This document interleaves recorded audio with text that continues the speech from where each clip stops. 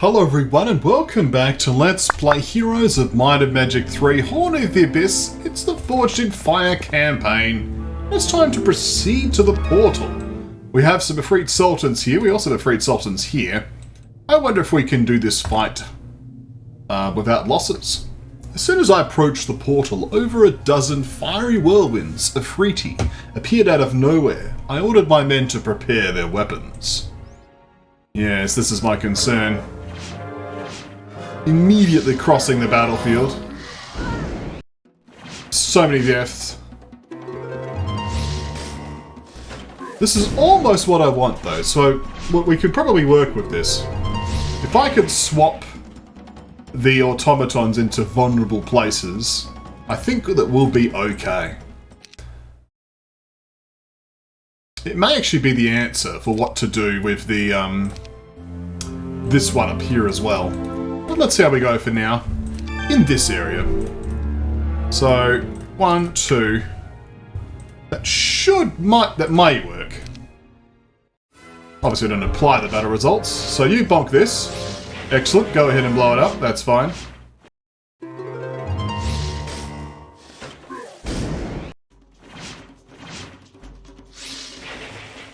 Okay, so far so good. So far so good. Let's start cloning. Actually, do we want to clone that? I guess we'll find out. Run.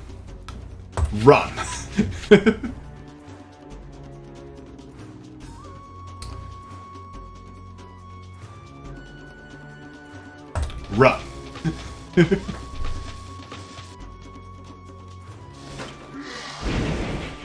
Yes. The fire shield causes issues here. Okay, I know what I need to do. We don't want to clone those, we want to clone the automatons. To clone the engineers, rather. So we can get 2 repairs out.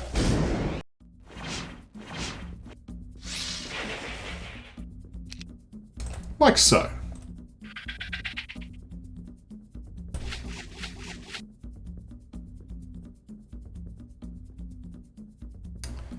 So then we could start attacking here.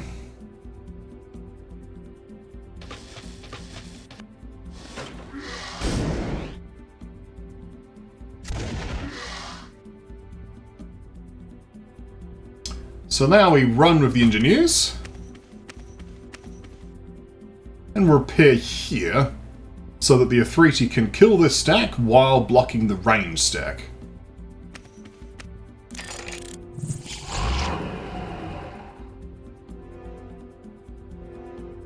We'll then just run away with this. And this as well.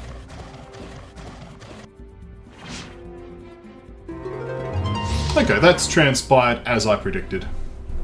So now we can clone again.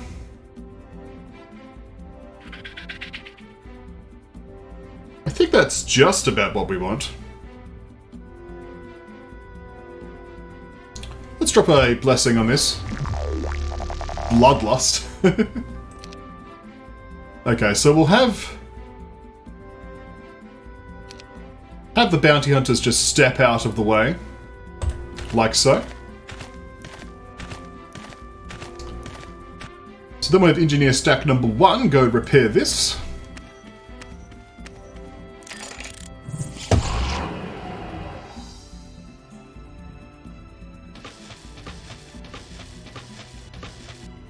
Have engineer stack number 2 go repair that. Now hopefully well, we had to get rid of this bad morale, didn't we? But hopefully that means the Efreeti again will be interested in attacking the clone. Everything else can run away.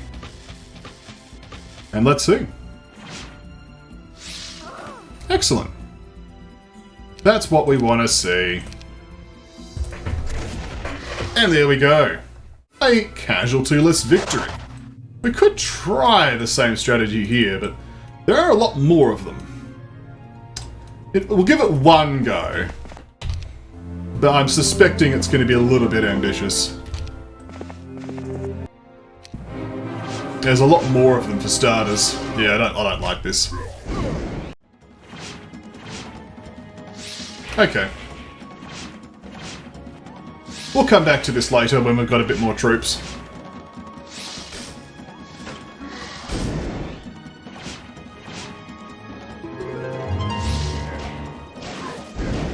Okay.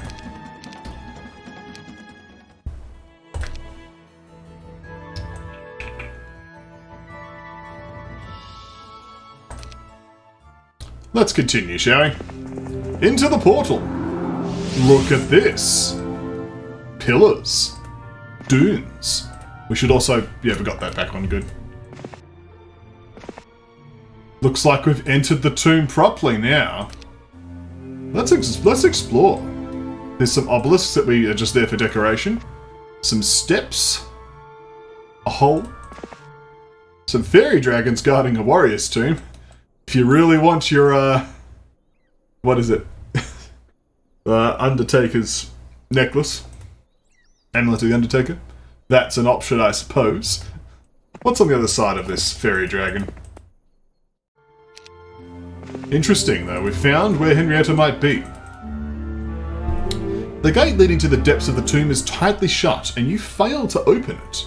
However, when you take a close look at the gate, you notice an unusual arc-shaped keyhole. Interesting. It's Week of the Rabbit. That just screams difficult. I'm just gonna say a prayer and slide on by for the time being. What do we have here? More obelisks. I assume they're not visitable. Pendant of Holiness. To block... there's a group of genies blocking. Magically sealed by the guards after the Azura dragon is broken in. Okay. The Ghost Dragons. The Rust Dragons. The Master Genies. The Powerful Ranger Kyo. Ioke needs to be brought that one. The Fairy Dragons. We do need to kill them, basically. Interesting. Tell me, Frederick, what do you know about the era called the Time of Wonders? Castor asked me as we explored another room. As a young man, I had avidly studied even the most dubious sources on this subject, trying to find a way to rediscover the mysteries lost in time. But now, for some reason, the Academy textbook sprang up in my mind. I recalled the text I had once memorized. The Time of Wonders was a time when the world was not yet split into states, and was ruled by all-powerful mages. Their unlimited powers allowed them to create mighty artifacts from pure energy, and to control the elements 100 times more skillfully than the most powerful elementalists alive today. Their rule was so wise and merciful that the world knew neither hunger nor war. The most sophisticated of their magical creations, called Heavenly Forgers, could even create full-fledged copies of objects. Many of the items now known as legendary artifacts were regular soldiers' gear in those days. The Time of Wonders lasted until one man, the viceroy of the mages in the land now known as Dragon Sand on the continent of Enroth, caused a devastating cataclysm. This calamity wiped out dozens of cities overnight and turned that area into a poisoned wasteland. Everyone waited for a response from the omnipotent mages, but there was only silence. Then the regents of the lands realized there was no more supreme power over them, and an era of endless wars began, where power over the remnants of the perfect world was at stake. Of course, the world was never the same again, and Obi Brakaden, an empire created the discipline of the power of the mind, remained. You don't have to go on, Castor waved his palm. I'm not interested in what's written in the Brakaden textbooks. Gavin Magnus will never let the truth out, though he knows it as well as I do. I never doubted that the King of Brakaden was full of secrets and knew more than any other wizard in the land. He'd been alive for centuries and didn't look like he was planning on keeling over any time soon. There were rumours of his secret vault, where relics from the Time of Wonders were supposedly collected after miraculously surviving the devastating raid of the barbarian King Tarnum that destroyed the Brakaden Empire. It was not all surprising that the old man was unwilling to share knowledge, and did everything he could to hinder the Academy scholars eager to find new ways to seek it.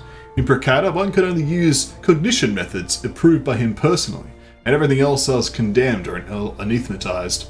I had experienced this firsthand. I asked Castor, "So, did the old books lie?" Yes and no. Rather, they don't tell the whole truth. Do you know the truth? I asked Castor.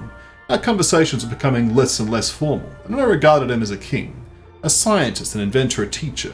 I was hungry for answers to the questions that plagued my mind, and I braced myself for new knowledge.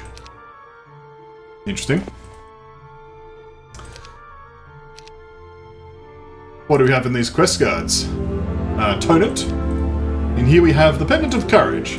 And here we have a two-way monolith. Which does have the Pendant of Life sitting here. There's also a Throng of Master Genies. I think this is the Throng literally everyone might want to dead, or is it this Throng here? Fair enough. Well, there seems to be much to explore here. Obviously these fairy dragons are going to have to go. There's a lot of quests in our quest log. Yeah, these are part of a quest that we need to deal with. So that's going to be interesting. Certainly one of those, you know, the winds of fate are strong when fighting fairy dragons. They themselves aren't that tough, it's just what sort of spells are they going to be slinging out at us. So we have even more quest cards. Here are the Master Genies. Here are the Ghost Dragons. A strange sensation filled your mind. For a moment you felt as if the very march of time had stopped. We gained just a casual 89,139 movement points. Useful. It does mean that we're not going to have mana refilling for a while. What's the Pendant of Life going to do to us? A fierce windstorm reveals the entrance to a buried tomb. Your investigation reveals that the tomb had already been looted, but the thieves overlooked an arc of a gold chain in the dark. Well, that's something, I guess. There's also this cyan portal. This cyan portal leads to the same place, in theory. So that's interesting. Do we have an exit to the cyan portal here? I'm not sure. At the corner of my mind, I'm like, I think I had seen a cyan portal somewhere. I don't know. It's not ringing a bell, but possibly. Nonetheless, let's carry on. We should see how many Master Genies are here. Problem with Master Genies, they're quite nimble, so they will be able to easily close the distance of our units. Well, the game order completes the fight, which is useful. They're also not able to close the distance in a single turn, so this fight may actually be somewhat simple in that regard. We'll cast Fire Shield on these and charge forward.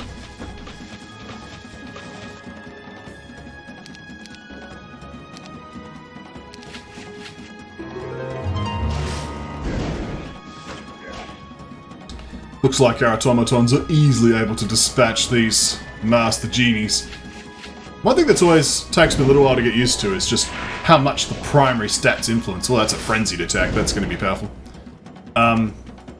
You know, by having a 20 attack skill, 27 defense skill, our guys just hit and hit hard. Of course, a frenzy, we can hit that guy very hard. So, we'll just hold off for this turn.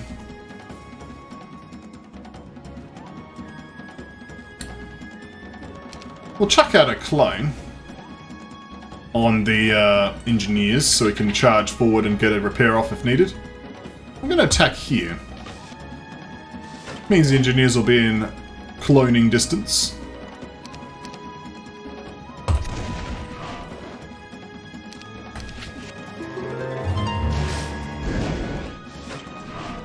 There goes that Master Genie.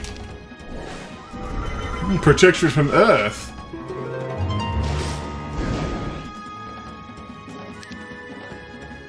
Let's charge forward and repair now.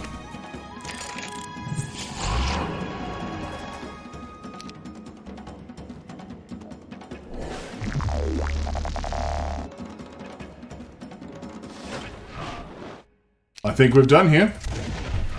Excellent, that was actually rather simple. Do we want to dive into the cyan portal? I am curious. Possibly. Well, let's see what happens, shall we? We're definitely in the tomb now. We're definitely raiding. Let's ransack this campfire, getting us some much-needed gems, and activate this pillar of fire. You encounter a small gaslight tower. You light it, which produces enough light to penetrate the subterranean darkness. Darkness. Well, there's a very bright area here. Fiery fields and maple trees, which are strangely not consumed by the fire. I do love the appearance of these new maples that they've made. Very pretty. So we can get there through these steps here. There are 2 quest guards. Obviously lots of Efreet in the way. The fact that there's Efreet Sultans is just regular stacks now means I should probably go back and deal with this at some point. But we'll do that soon. I just don't want to lose anything. Let's clear this area first. We'll grab the Mileto Tower if that's possible. I don't think I've got the Red Keymaster's tent though. Well, of course we've got infinite movement at this point, so we should just explore. We can kill the throng of mummies easily. Also, this is our first look of that new terrain I was talking about, the underground desert terrain. I think it looks great. It really does make it look like a desert cavern, which is nice. I probably should just cast a slow, let's be fair. There we go.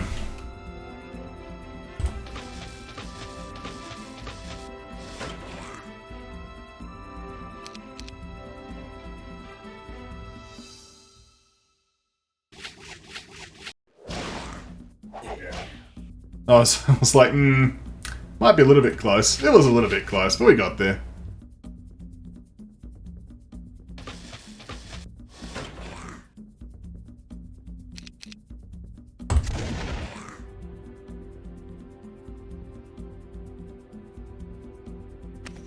Let's walk over here with our engineer.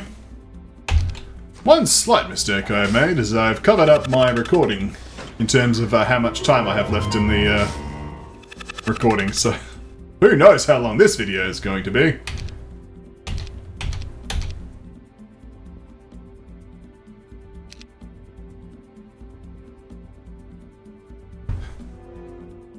I guess we don't need to do a repair here, do we? No. In that case, we'll just bless and torch these mummies. There we go. We'll grab the learning stone, the gems. There's some rubble here. Pretty sure we're not accessing the red border guard. Yeah. What's over to the right? Well, let's find out.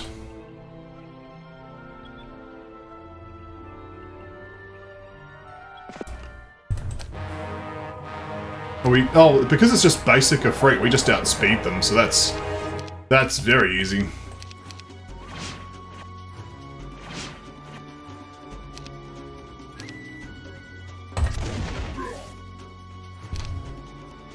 Well, that's slightly awkward positioning now, isn't it, Kilkacon? Oops.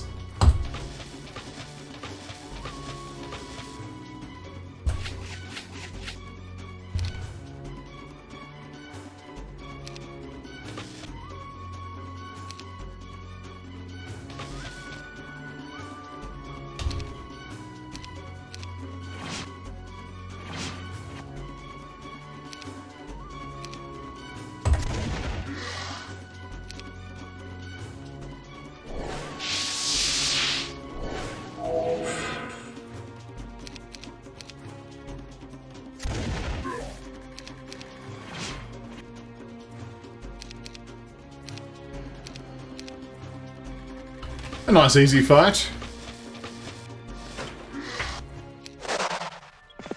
The purple kit tent, also something we don't have. A throng of power which is blocking the way east. Again, some of these fights are fights we could have done earlier on the above ground. There's a nice lucid pool area. This requires the Pendant of Life. Using the Pendant of Life you can open the gate, but it will lose its power. Interesting. Is this a case of we just have to sort of... we get lots of keys, and the Pendants of Life are keys for the dungeon? I think that is the case. Well, let's go through this area. There'll no doubt be another one. There's a two-way here.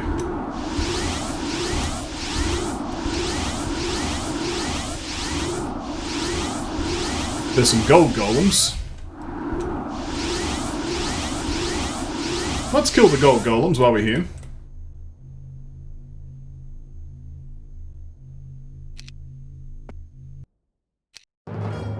Shouldn't be too difficult.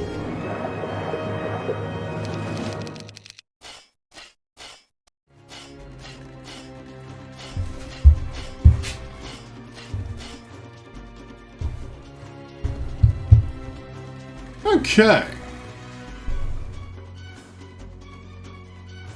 Let's hide in the corner.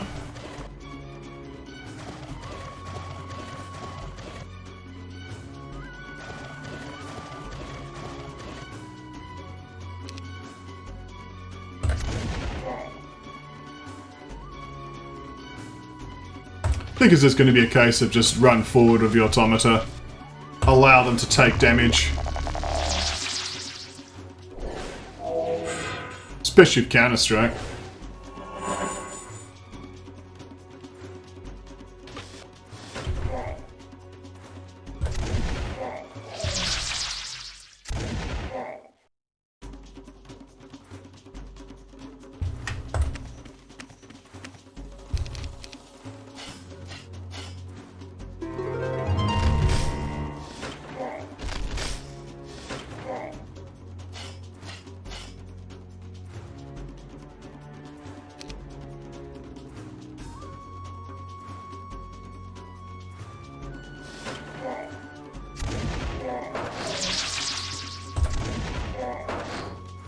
I think we're doing pretty well. It's a shame you can't harvest the gold golems, though. That would have made sense.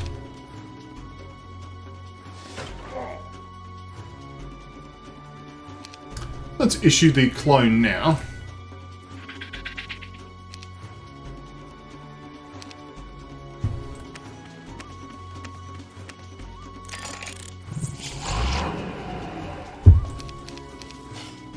Which will, of course, distract the gold golems.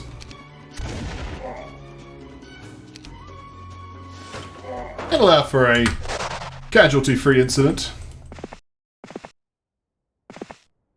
So we've got some diamond golems here, and a blue two-way monolith. This seems like an icy theme. This area seems to be more like a tropical theme. There's certainly some elemental shenanigans. What's down here? Another Pendant of Life Ankh keyhole. Certainly the Ankhs are going to be relevant here. It's like going to some Yu-Gi-Oh dungeon or something. Okay.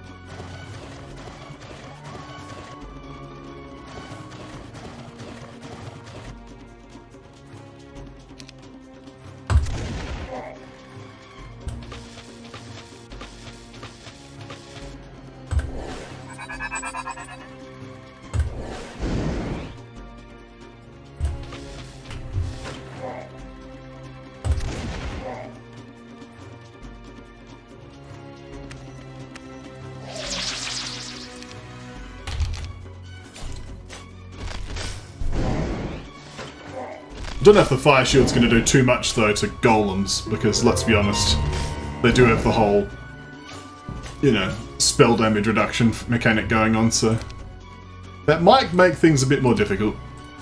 We'll manage, though.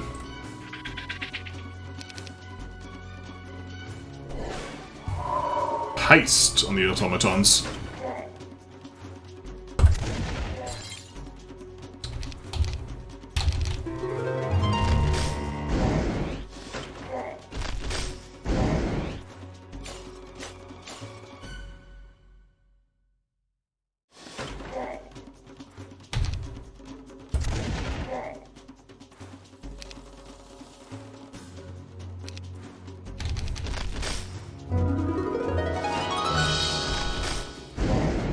Suppose that fortune cast actually became irrelevant, didn't it? Alright, let's jump forward and repair now.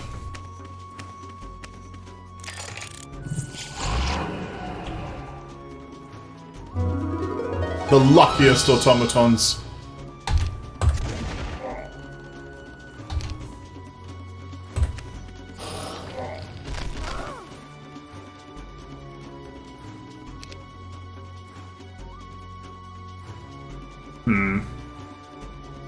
Let's play it safe, shall we?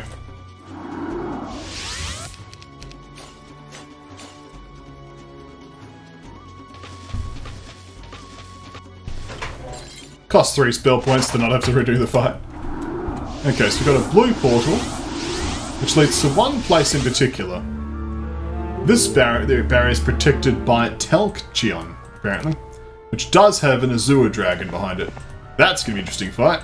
We've got genies here, a swarm of genies. What about over here? We've a throng of master genies. Well, pick your poison, I suppose. It's a nasty fight. Let's cast the slow. We're above ground now, apparently, according to this battle map. Counter-strike. Charge forward, please.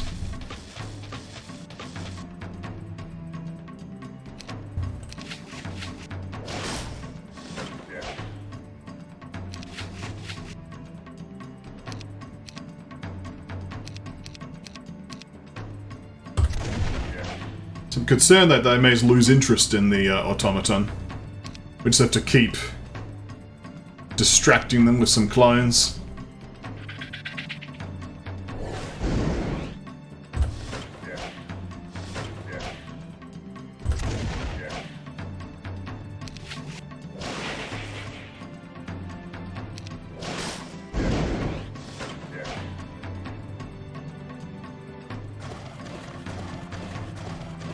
Let's get our armadillos out of the way.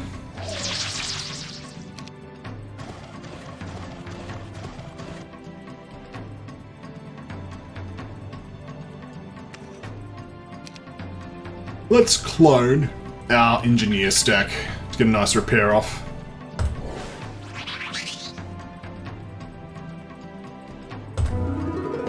The luckiest automata.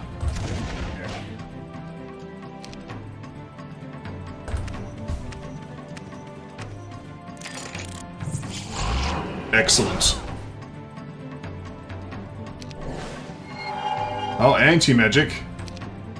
Well, that just means that you will be the first to die, apparently. Oh, thank you for casting things instead of actually attacking.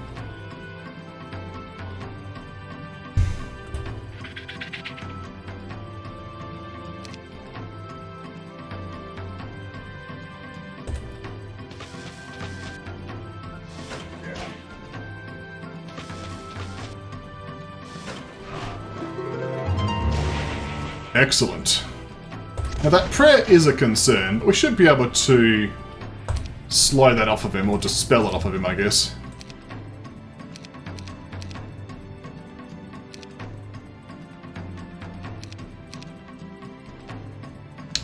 Mind you, don't really have a way to counter the prayer. I guess my best cure is just keep cloning, and that will distract him, hopefully, with a promising target. And it does. Excellent.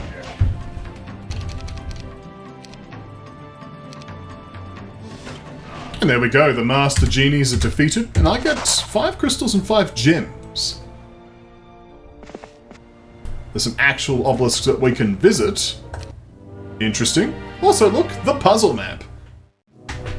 Do you notice a little interesting Easter egg here? This puzzle map is dated a little bit in the past compared to the current factory town screen. So we've got a bit of an older version of the castle up the top here. We've got a more Western style saloon as opposed to the current version. The bounty hunter, if you're here, for example, has the old Western hat as opposed to the more Renaissance style hat now. And we've got this flying contraption here at the top left. Interesting.